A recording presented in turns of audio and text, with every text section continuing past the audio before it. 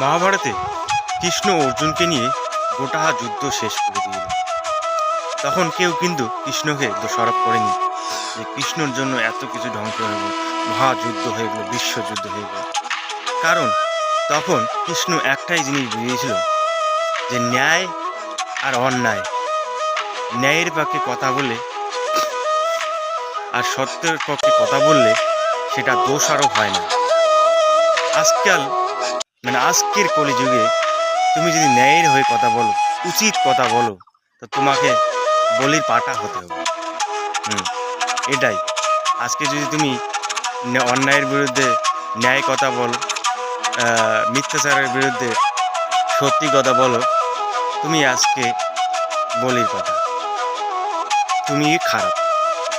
তখনকার দিনে কিন্তু কৃষ্ণ আর অর্জুনকে আজও কেউ দোষারোপ করে না, বরঞ্চ পূজা অর্চনা দিয়ে, ফুল অর্চনা দিয়ে আমরা তাকে শ্রদ্ধা জ্ঞাপন করি, ভগবান মনে করি।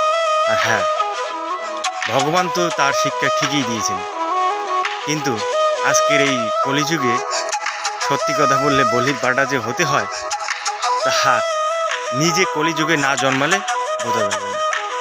কলিযুগে থাকা যে কতটা অপরাধ।